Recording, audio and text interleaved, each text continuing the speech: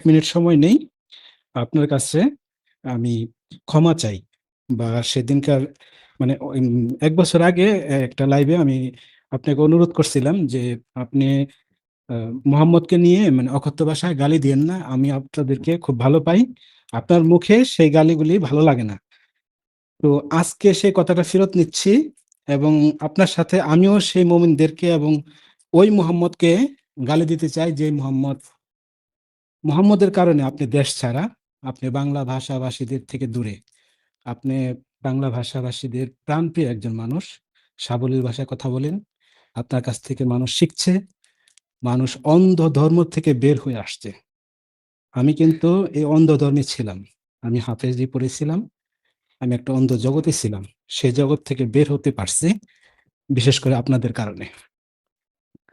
এবং এই আলোময় একটা জীবন আ পেয়েছি।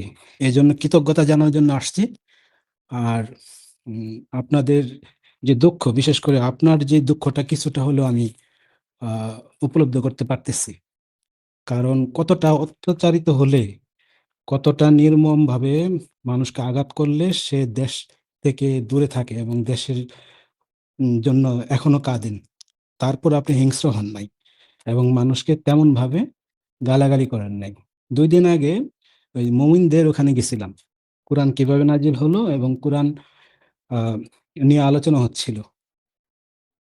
তো আ সেখানে যে আপনি আর ওই যে ফারাজ ভাই দুজনই বলছিলেন যে বিবি খাদিজা এত পাহাড়ে কিভাবে উঠলেন? কিভাবে এটা হলো? তো তখন আমার অনেক প্রশ্ন জাগছে। তো আমি ইন্টারনেট থেকে কিছু দেখলাম। দেখার পরে আ যতটুকু বুঝলাম যে মোহাম্মদ নিজে সেটা বানাইছে। কোরআন অ্যাকচুয়ালি আ আল্লাহর তরফ থেকে বা ঈশ্বর বা সৃষ্টিকর্তার তরফ থেকে আসে নাই। তো এই কথাটা বলাতে আমাকে অনেক গালাগালি করল, অনেক কিছু বলল আরকি। তো সাধারণ একটা কথার জন্য যদি আমাকে গালাগালি করে, হত্যার হুমকি দেয়, তো সেটা সেই ধর্ম কখনো শান্তি বয়ে আনতে পারে না। আপনাকে আমি ওইখান কি থেকে হত্যার হুমকি দিচ্ছে? হ্যাঁ, পরে আমি বলছি যে আমি তো বাংলাদেশে থাকি না। আমি ইউরোপের এমন একটা দেশে থাকি যেখানে আমার একটা পশম ছেঁড়ারও কারো ক্ষমতা নাই। তো আপনারা পারবেন না। আর আমি কাউকে আঘাত দেই না। আর আমি যাদেরকে ভালোবাসি, যাদের কথা শুনে আমি আমার ধর্ম থেকে অন্ধকার থেকে বের হইছি, তারাও কাউকে এরকম আঘাত দিয়ে কথা বলে না। আপনাদের কারণে নবী মোহাম্মদকে গালি দেয়। অথচ তারা নিজেরা ইচ্ছা করে নবী মোহাম্মদকে গালি দিবে কেন? দেখে না, যাকে দেখলো না জীবনে, যার কোনো কিছু পাইলো না, তাকে কেন দিবে? আপনাদের কারণে দেয়। কারণ আপনারা এমন কিছু করেন যার কারণে নবী মোহাম্মদকে দিনরাত ২৪ ঘন্টা গালির উপরে রাখা দরকার। ভাড়া কইরা লোক ভাড়া করা দরকার। অথচ আসিফ ভাই এবং ওই যে ফারাজ ভাই বা আরো যারা আছে তারা এরকম না। তবে আপনাদের যে ধৈর্য এবং যে মেধা, এ প্রশংসা করতে বাধ্য। এবং আপনাদের কারণে মানুষ আজকে সাহস পাচ্ছে। তাদের মস্তিষ্কের জটিলতার যে জট, সে জট খুলছে। যদিও এর আগে অনেক ছিলেন, হুমায়ূন আজাদ, তারপরে আরো যারা আছে, তো উনরা তো চলে গেছে। তো আপনারা যেটা করছেন, চোখে আঙ্গুল দিয়ে পাবলিকরে দেখাই দিছেন যে দেখো। তা না হলে কত বছর মাদ্রাসায় পড়লাম, সৌদি আরবে ছিলাম। তারপরেও তারা আমারে শিকলে বাইধা রাখতে পারল না। মুক্ত চিন্তা আর এই যে আলো, কোরআনে বারবার বলা আছে আলো, আলো, আলো। এটাই সেই আলো যে আলো অন্ধকার থেকে বের হওয়ার জন্য, এটাই এই আলোই মোহাম্মদ বলে গেছে। মোহাম্মদ নিজে একজন খুব ভালো মানুষ ছিলেন। একজন প্রজ্ঞাবান ছিলেন, একজন জ্ঞানী ছিলেন। এখন এই নয় যে জ্ঞানী থাকলেই সে অপরাধী না। জ্ঞানী থাকলেই যে একজনে পাছা মারবো না, তা না। উনার প্রশংসা করি। মোহাম্মদকে আমি যথেষ্ট আ ভালো মনে করি। সক্রেটিস যেমন আমার কাছে, মোহাম্মদ এমন, রবীন্দ্রনাথ এমন। সবাই ভালো কাজ করছে। এখন রবীন্দ্রনাথের গান করি কিন্তু আমি। ভাই রবীন্দ্রনাথকে কিন্তু ভাই ভালোবাসি। কিন্তু ভাই সে তো গণহত্যা করছে। হ্যাঁ, গণহত্যা হ্যাঁ। এরা কিন্তু অন্যরা কেউ গণহত্যা করে নাই ভাই। অন্য সক্রেটিসও গণহত্যা আর করে নাই। এ তো মোহাম্মদ যা না গণহত্যা কি? করছে, আমি নিজে কোরআন হাদিস তো যথেষ্ট পড়ছি। যথেষ্ট ভাই।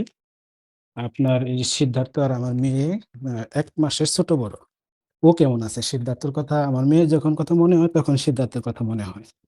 যে ও একটা মুক্ত একটা পৃথিবীতে গড়ে বেড়ে উঠুক। ওর জন্য একটা সুন্দর আহ, একটা পৃথিবী যেন আমরা দিতে পারি, এই চিন্তাই করি সবসময়। তো আমি 5-7 সেকেন্ড সময় নিয়ে রুমের ভিতরে ঢুকলো, তো মন খুলে কথা বলতে পারতেছি না। আর সবসময় লাইনে থাকি না, আজকে না বলার কিছু কথা আমি বলবো। হ্যাঁ, ঠিক আছে। তাহলে বলেন। হ্যাঁ, আর আমি নিজে এই কোরআন এবং হাদিস, হ্যাঁ, আরবি তো পড়তে পারি, ইংলিশেও টুকটাক পারি। যদিও আমার ইসলামিক ব্যাকগ্রাউন্ড, একাডেমিক ব্যাকগ্রাউন্ড নাই। শুরুতেই তো বললাম যে আমি সোনাহাগা মোমিনদের মাদ্রাসায় পড়ছি, যেখানে শুধু শেখানো হয় কলা কলা রাসূল, কলা কলা রাসূল। হ্যাঁ, এটাই শেখানো হয়, কোরআনের একটা আয়াতও শেখায় না এবং শিখতে দেয় না। তো এখানে যারা মুমিন আছে তারা শুনবেন খুব এই নিয়ে, মনোযোগ দিয়ে, যে কেন আপনারা কোরআন পড়তে দেন না মাদ্রাসায়। হ্যাঁ, কিন্তু স্কুলে বা বিজ্ঞানের বইতে যখন কেউ একজন পড়তে যায়, তখন যদি 1 বছরের উপরের বই হয় বা একটু সিনিয়র টাইপের বই হয়, ওটা পড়তে দিলে আরো বলে যে না, এখান থেকে সে জ্ঞান অর্জন করতে পারবে। কিন্তু মাদ্রাসায় কেন পড়তে দেয় না? যদি কেউ হাফিজে পড়ে, সে ওই আয়াতের অর্থ কেন পড়তে দেয় না? এটা হচ্ছে মুমিনদের একটা কৌশল। তারা কখনোই কোরআন পড়তে দেবে না, কারণ হাদিস হচ্ছে তাদের মেন, এবং হাদিসের মধ্যে এদের ফ্লেক্সিবিলিটি আছে, এরা নিজেদের মতো করে আহ করতে পারে, মনোপ্লেট করতে পারে যে এটা এভাবে বলা আছে, আরে ভাই কোরআনে তো এইভাবে বলা আছে। যেমন আমি যখন এই কথা বললাম যে ভাই আমি কোরআন কিছুটা মানি, 90% মানি, 10% আমি কোরআন মানি না, তখন বলল যে আপনি কোরআন মানেন ঠিক আছে, আপনি কোরআন দ্বারা কাফের। কিভাবে কাফের? বলল যে আপনি, কোরআনে বলা আছে চোরের হাত কেটে দাও। বুঝছেন আসিফ ভাই? হ্যাঁ, আমি হ্যাঁ। বলছি ঠিক আছে, কিন্তু কোরআনে কিন্তু যেহেতু লেখা আছে। কোরআনের হাত, আপনি মানে কিছু, কিছু অংশ মানেন নাকি? হ্যাঁ, আমি আমি প্রতিনিয়ত মানে কোরআন পড়ি। কোন জিনিসটা মানেন? যেমন তোমরা প্রতিবেশীর সাথে সদ্ব্যবহার করো, এতিমের সাথে ভালো ব্যবহার করো।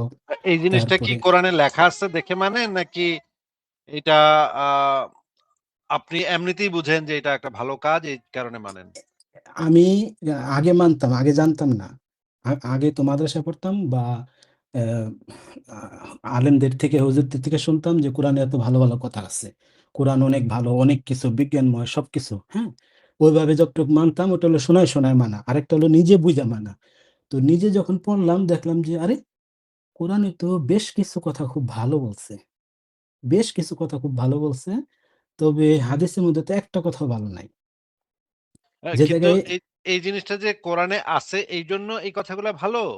নাকি এই কথাগুলা ভালো না, এইটা আগে এটা থেকেই? এটা যদি কোরআনে নাও থাকতো, তারপরেও তো এই এই ভালো কথাগুলি, এইগুলি তো বাস্তবায়িত হতো এবং হচ্ছে। হ্যাঁ, এটাই যেখানে আমি জানতে চাচ্ছিলাম যে আপনি এর তো জন্য তো আপনার কোরআনের যুক্তি প্রয়োজন ব্যবহার নাই। করেই আপনার যুক্তি ব্যবহার করেই তো আপনি বুঝতেছেন যে এগুলা ভালো নাকি। একটা ভালো সুন্দর জীবন ব্যবস্থার জন্য কোরআনের কোনো প্রয়োজন নাই। বর্তমান এই 2026-এ ফিনল্যান্ডে থাকি, ফিনল্যান্ডের সরকার কোনো ধর্মের কিতাব দিয়ে দেশ চালায় না, তারা সবাই মিলে চালায়, এবং তারা জানে যে কি করলে সুন্দর একটা দেশ এবং জাতি গঠন হবে এবং পৃথিবী থেকে সুন্দরভাবে বিদায় নেওয়া যাবে। মৃত্যু আছে এর মানে এই না যে আমার কি কোরআন আর হাদিস আর অমুক কিতাব আমাকে মানতে হবে। সৃষ্টিকর্তা আছে এই না যে আমাকে অমুককে মানতে হবে। যেমন আমি আমার নিজের থেকে বলি, বিরক্ত হবেন না, আমি আপনাদের মতো স্কুল কলেজে পড়ি নাই, ওইরকম আমার নাই, আমি আমার মতো করে বলি, মানলাম সৃষ্টিকর্তা আছে, মেনে নিলাম যে আমি নাস্তিক, আমি আজকে স্বীকার করলাম যে সৃষ্টিকর্তা আছে। এর মানে এই না তো যে মোহাম্মদের আল্লাহকে মানতে হবে। এখন পানি, বাংলাদেশের জন্য পানি, এটার একটা বিজ্ঞানের নাম আছে, হেইস্টো। তো আল্লাহর নাম আমরা যতটুকু সৃষ্টিকর্তা কই, মুসলমানরা আরবিতে আল্লাহ কয়। এখন অন্য ধর্মের লোক, অন্য দেশের লোক এক এক নামে ডাকে। মানলাম আমি সৃষ্টিকর্তা একজন আছে, ক্রিয়েট করছে। এখন ক্রিয়েট আমাদের করছে বিদায় কি আমি তার ইবাদত করব? কোন যুক্তিতে? কোন যুক্তিতে আমি আরেকজনকে হত্যা করব, আরেকজনকে করব? কোন, এবং কোন ইবাদত দিয়ে যুক্তিতে? তার লাভটাও কি? আর আমি তার করলেই লাভটা কি কি? আমি করলেই কি না করলেই কি? এর কিছু এখন যায় আসে? প্রায় সময় আপনাদেরকে প্রশ্ন করে যে আপনারা সৃষ্টিকর্তায় বিশ্বাসী কিনা? হ্যাঁ, হ্যাঁ, সৃষ্টিকর্তায় বিশ্বাসী ভাই। হ্যাঁ, সৃষ্টিকর্তা একজন আছে। তাহলে এই তো আপনি মুসলমান হয়ে গেলেন। আরে ভাই, সৃষ্টিকর্তা আছে প্রমাণ করলে তো আমার ধর্মের মধ্যে যেতে হয় না। এটা তো আমার ধর্মে যাওয়ার কোনো প্রশ্ন আসে না। ধর্ম তখনই আসে যখন কোনো একজন বিজ্ঞান বা বাস্তব বিষয়টাকে প্রমাণ করতে পারবো তখন। আরে ভাই হ্যাঁ, সত্যিই তো, সত্যিই তো যে ধর্ম, এই যে দেখেন, এই মিঠাই, চিনি, পানি দিলে তো স্যালাইন হয়, এটা খেলে তো আম হয়, ডায়রিয়া ভালো হয়ে যায়। এই আয়াতটা তো খুব ভালো। এটা তো মানতে হবে, এটা তো সৃষ্টিকর্তার কথা। তা না হলে এই তথ্য কিভাবে জানলো? আরে ভাই, এই তথ্য আয়াতের প্রয়োজন নাই। ডায়রিয়া হলে কি হবে এটা বিজ্ঞান প্রমাণ করে দিচ্ছে। তাই তো? একদম প্রত্যেকটা ঠিক, রোগের। একদম ঠিক। অপদার্থ মুমিন আপনার প্রত্যেকটা কথা খুবই ভালো, খুবই যৌক্তিক। আ কিন্তু আরেকটা আমাদের তো কথা আপনার সময় আপনাদেরকে অনেক নিয়ে হ্যাঁ, ফেলাইছি। হ্যাঁ, আমাদের তো আসলে অফুরন্ত সময় নাই। আপনি হ্যাঁ, একটু দ্রুত তাহলে শেষ করেন। হ্যাঁ। আপনার যে দেখে শেষ আরেকটা বলার তথ্য দিই আমি।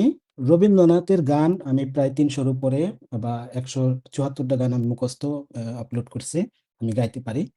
উনার গান আমি যখন করি তখন আমি দেখলাম রবীন্দ্রনাথের নিজস্ব গান আছে কম এবং অন্য কালেক্টেড গান আছে।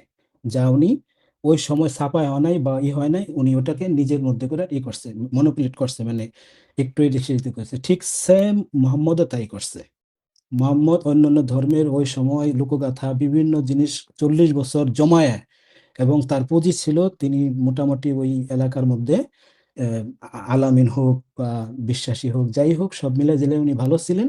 উনি পাহাড়ে যায় ওই গুহার মধ্যে বইসা বইসা বইসা কল্পনা জল্পনা করে দেখছে যে এখন আমার বলা উচিত যে পড়ো তোমার প্রভুর নামে, এই সেই।